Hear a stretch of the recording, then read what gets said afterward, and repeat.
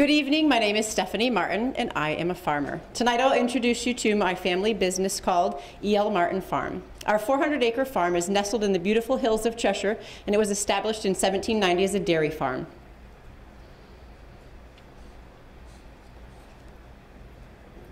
I'm a little fast. The Elmartin Farm name came about from my husband's grandfather, Everett Lawrence Martin Sr. During the 30s and 40s, about 30 or so cows were kept and milked at the farm. By the late 50s, the family had 80 head of milkers plus another 80 head of young stock, a barn with a milk house and a fleet of 5 trucks.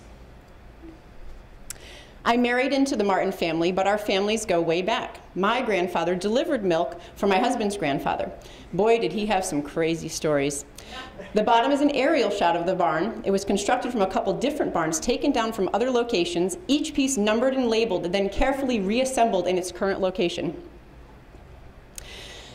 Bessie the heifer, the queen of all the cows, she gives more milk than any law allows.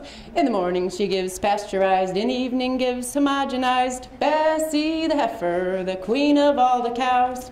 Thank you. In addition to raising dairy cows and peddling milk, my father-in-law would cut and sell hay. He held another important high-demand farm job. He was the artificial inseminator. Everett Jr. Gus would collect specimens in tubes, pack them in dry ice, and then travel to area farms, and well, I think you get the picture. The Martin Farm was active in 4-H for many years, hosting a Cheshire chapter right at the Elmartin Farm. They would raise and show dairy cows, beef cows, goats, and horses at the 4-H fairs. The 4-H club members had also opportunities to do cooking and baking, to raise capons, and to perform equipment maintenance. In the 80s, small dairy farms started to disappear. Family farms like the Elmartin Farm were forced to liquidate or risk losing everything. Since the 80s, the farm has been reduced to mainly supply the family and extended family with food while keeping the farmland acreage intact.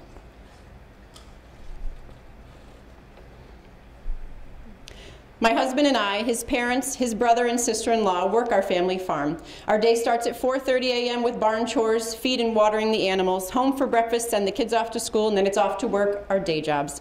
After that work is done, we head back to the barn for afternoon chores, mucking the pens, vehicle maintenance, and now we add haying to the mix. A couple years ago, we decided it was time to reinvent our farm, so we started to raise grass-fed beef and pork for individual customers. With a handful of local buyers taking beef and pork by the quarter, side, or whole, sharing the savory details of their purchases, we knew we needed to do more. They wanted more. Not everyone could fit 600 pounds of beef in their freezer. Our family of 5 has gone through 600 pounds of beef this year. Roast steaks, ground beef, kebabs, briskets, etc. In addition to saving money, we have the luxury of visiting our chest freezer on Sunday to select the cuts for the week instead of going to the store each time. And every time we take a bite, it is as fresh and delicious as its first. This year, we have pushed forward into offering beef and pork by the cut, each individually packaged and flash frozen as soon as they're processed to retain that delicious fresh taste. With the help of a grant, the plans are in the works to rejuvenate the milk house and the freezer and cooler to better display our meats. Brace yourselves for what you're about to see may be upsetting. Beef that wasn't treated with ammonia to kill bacteria on its long trek from the West Coast. Beef that wasn't injected with growth hormones. Beef that didn't sit in a small feedlot with hundreds of other cattle and get nothing but corn. Our animals are pastured and rotated into fields and enjoy grasses and hay and an occasional yummy snack. Thanks to Wandering Star Brewing, our grass-fed cows and pigs get an occasional treat from their spent grains.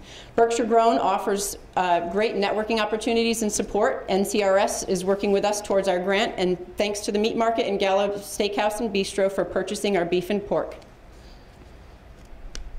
My mother brought home a few goat cheese samples and said, "You should try this." What she really meant was I should buy some goats and make cheese.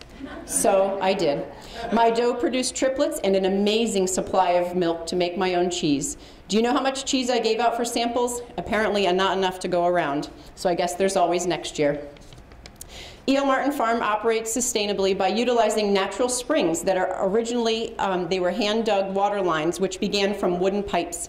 We are blessed to have such breathtaking views like these from the farm. Other treasures include waterfalls, an old cemetery, a brook, and at one time the site of a British camp. In the past few months, I have worked with the Glenwood's Keep Farming Initiative to survey local Berkshire consumers, grocers, and restaurants, and more. What do you consider local? The answer to the question for the groups varied from 50 miles to 500 miles. That's a huge difference. How are local farms supported in that 500-mile radius? A study from Williams College Sustainable Food and Ag Program produced the fact that with existing local food producers, if all trucking into the Berkshires stopped outside our growing season, we have only a 3-month food supply. We would be without food. We need local farms and food producers, and we need more of them.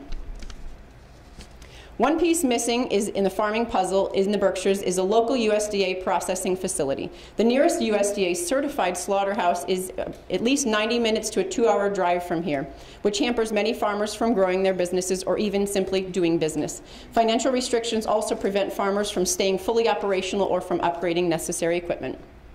Unfortunately, we have a short growing season in the Berkshires for fresh fruits and vegetables, so we buy lots of them when they're in season. Other local items to consider are things like honey, maple syrup, breads, jams, cheeses, milk, ice cream, and more. Just shift 10% more of our food spending budgets to local farms and producers, and that would boost our local economy.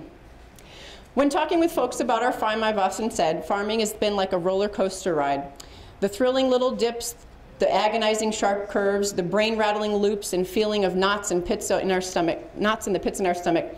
We are so close to reaching the top of our glorious roller coaster ride we call farming that we're looking forward to the most awesome ride of our lives. Thank you.